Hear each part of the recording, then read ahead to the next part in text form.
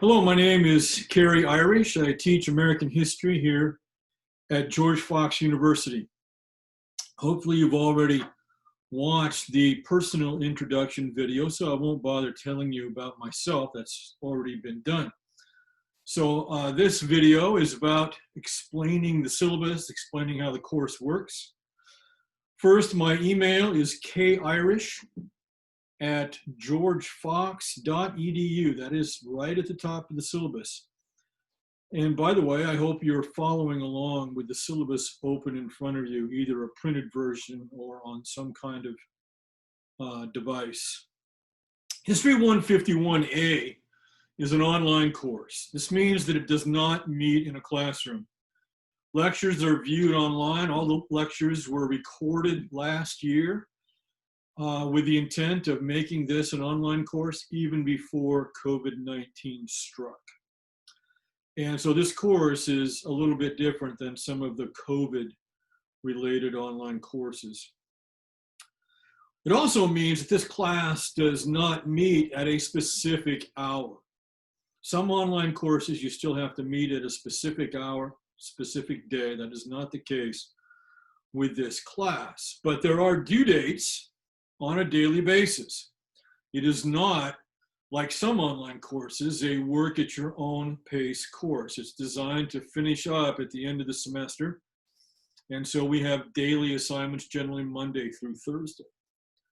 There are three basic elements to this class. Reading, there's a shocker, college course that requires reading. Lectures, no surprise there again. And then perhaps a little bit more unique, posting comments to what we call forums. All three of these activities are graded through quizzes, tests, or in regard to the forums, I read your post and then I assess the quality of the post and assign a grade. There are 4 exams throughout the course. You may think of this course as being set up like a football game with 4 quarters. The exams are worth 100 points each. They come about roughly every 4 weeks, 3.5 to 4 weeks. The final exam follows the same format as the 3 midterms in that it covers about 3.5 or 4 weeks of the course. It's not one of those cumulative exams where you've got to recall everything in the course. It just covers the last quarter of the course, basically the 4th quarter. And the tests cover both the reading and the lectures. So just listening to lectures, not enough. Just reading the text, not enough. You're going to get questions that are clearly identified as a reading question or a lecture question. Not always, but oftentimes they're identified in that way. And then there are reading quizzes and lecture quizzes. As I say here in the syllabus, it gives me great pain to see anyone searching for motivation to read their text. So I give you motivation. Once you've completed a reading assignment, you go to the Foxtail page and you'll see just underneath the reading assignment, there is a quiz. You take the quiz. You get 1 shot at it. If you don't get it right, you don't get to do it over again. And there's a due date on that quiz. You have to do it that day that it's assigned by 11:59 p.m. And that is the way with all the quizzes. They all close at 11:59 p.m., whether it's a lecture quiz or a reading quiz. Now, there are 20 such reading quizzes, and the maximum grade on a reading quiz is a 10. So you have 200 possible points for the reading quizzes. You can see that that's worth 2 exams, so you have to take the reading quizzes very seriously. Once you watch a lecture now, and you can see in the syllabus again, the weekly assignment there on Foxtail, when you're supposed to watch a lecture, usually Tuesday or Thursday. Once you've watched the lecture, then you come back to Foxtail and you take the lecture quiz. Again, it's a one-time, 1 shot only. It's time. You have 1 minute, essentially, to do that lecture quiz. Closes at 11:59 p.m. that evening. So even though the lecture does not close, you have to do this on time in order to take the quiz. So, in fact, when you get close to an exam, you can go back and watch any of the lectures or any part of the lectures that you want to rewatch because they're open. But the quizzes You got to do them on the day they're assigned by 11:59 p.m. And then the forum posts. Each student is required to contribute a major comment on a forum site. Each week, the forums are alive. They're not always alive. For example, there's no forum in the first week of the class. There are no forums when we have a midterm or a final exam either. I want you to concentrate on studying for the exam, so we don't do forums in those weeks. But most weeks, there is a forum assignment. 9 altogether. In addition to posting your major comment, generally on Wednesday when the forum opens on Wednesday morning, then you have to follow up after having read some of the posts that other students have made, and then you comment on something that intrigues you or something that conflicts with your own view. And so your second comment, what I call the minor comment, is done on Thursday or Friday generally. And that's worth 2 points. And as long as you do that, then you get the 2 points. In regard to your first or major comment, you have to write at least 150 words. Maximum is 200. And there's a word count right on the window or on the place where you write your post, your forum post, that tells you how many words you've written. And then I grade that based on the quality of your work. This will all become second nature eventually. But so the important point to note here is that you've got a reading assignment, you've got the lecture, and then you've got a forum post in the average week. And usually there's a reading assignment on Monday and one on Wednesday. There's a lecture on Tuesday and one on Thursday. And the forum comes right in the middle there on Wednesday. And the forum question that I ask you to respond to, I give you a prompt, a question for you to think about, generally comes from either the reading or the lecture, or sometimes both, on Monday and Tuesday. So by the time you get to Wednesday and you're going to do that first forum post, you've already done the reading and listened to a lecture, and then you've got some ideas to work with there in making your forum comment. This is all clearly outlined in the syllabus. I'm just trying to explain it a little bit more fully here, verbally and in virtual person. Looking at the second page of the syllabus, down at the second paragraph, most weeks students will read the text assignment on Monday, take the quiz. Tuesday, you watch a lecture, take the quiz. Wednesday, as I've already said, you have your forum. It opens on Wednesday morning, and then you begin posting your major comment there on Wednesday, 150 words minimum. Respond to the question that you see there in the forum. That major post is due before midnight, again, 11:59 p.m. on Wednesday. Now, the forum will stay open until 5 o'clock on Friday for you to do your follow-up, or what I call the minor post. Once it closes at 5 o'clock on Friday of the week that we're working with, it's done. You can't go back 2 weeks later and say, oh, I need to do that forum. No, it's over with. You got to do it the week it's assigned. Well, what do you say in your forum post? Good question. For each forum discussion, I will propose a major question, again, based on the reading or on the lecture Monday and Tuesday.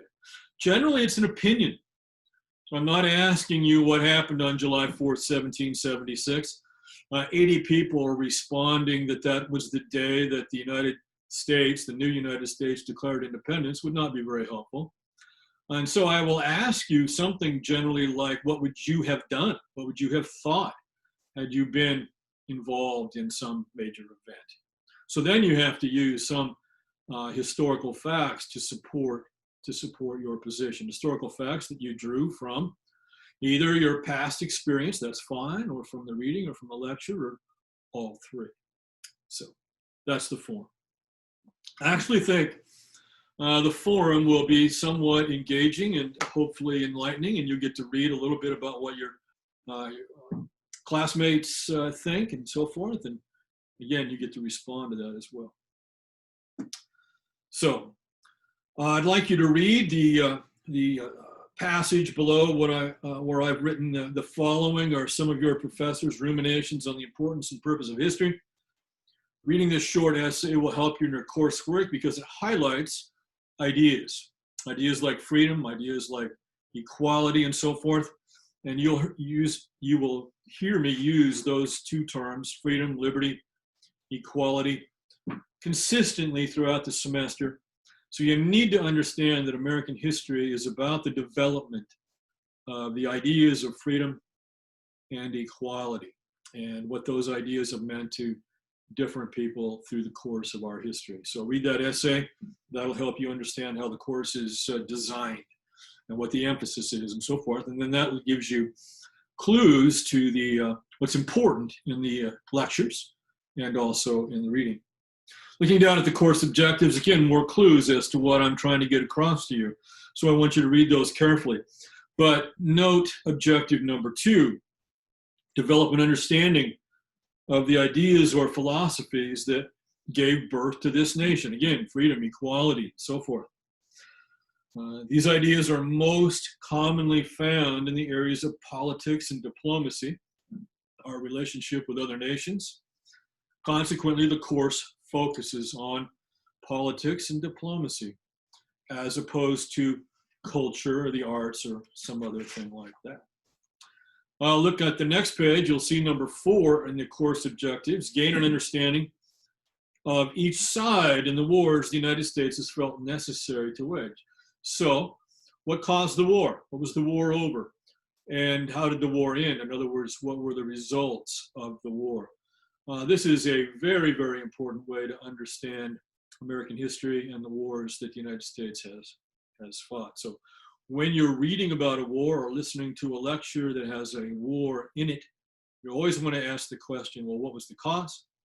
What was the result? Who were the major figures in the conflict? Textbooks, this is very important. While the videos and the quizzes are online on Foxtail, your reading assignment is not there. You don't just click on a link and go to the reading assignment. Your reading assignment is there, but then after you see what the reading assignment is, you got to go to your physical textbook. The textbook that hopefully is laying on the desk in your dorm room or your apartment or wherever you may be. So the text is Wilfred McClay's Land of Hope, An Invitation to the Great American Story. There's the ISBN number right there in the syllabus. That's what you need to get a hold of if you haven't done so already. And I surely hope that you have that text already. And then there's another book that we're reading in this class. It's Howard Fast's novel, historical fiction, meaning that there are aspects of the story that are not actually factually historical. Some people are made up. Some of the events perhaps even are made up. But it is historical fiction in that it is set in a real event. In this case, April 19th and 20th of 1775, April morning, obviously the title. This is the beginning of the fighting of the Revolutionary War, the battles of Lexington and Concord. So Fast tells you the story of these battles. Well, at this point, you can see that there's grading there, 90 to 100%. That's pretty standard. Pluses and minuses are used, so you need to get to 92% to have a full A. If you're at that 91% level, that's an A minus. And the same categories are used down in the B's and the C's. For the pluses, say you've got an 87%, that's a B, just a solid B. You have to get to 88% to get a B plus. Points, there are 940 possible points in the course. There's 4 exams, 100 apiece, 400. There's the reading quizzes, the lecture quizzes, and then of course the forum grade. It's hard to get an A in the class, but it doesn't matter if everybody does A work, I'm going to give everybody an A. Okay, that's never happened, but there's not a quota, right? There's not going to be 10 A's and then 20 B's and so forth. Not that way. You do the work, you get an A, everybody gets an A if they do that kind of work. So I don't offer extra credit, so you have to take these assignments seriously right at the beginning.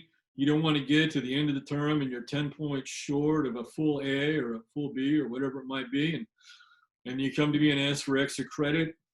Not going to happen. So Focus on these quizzes, assignments from the beginning. Don't fall behind. If you have any questions, the way to contact me is to send me an email, and I will respond to your emails on a daily basis, Monday through Friday. The last time I look at my email is 4 o'clock in the afternoon. So if you send me an email before 4 o'clock in the afternoon, I'm probably going to respond to you that day.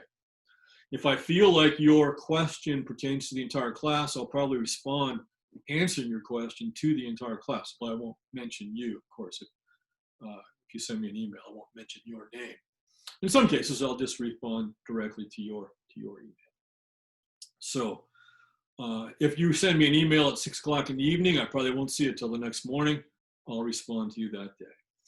You will never get an email from me on a Saturday unless it's an emergency, or a Sunday or something like that, unless something's gone wrong with the course or something.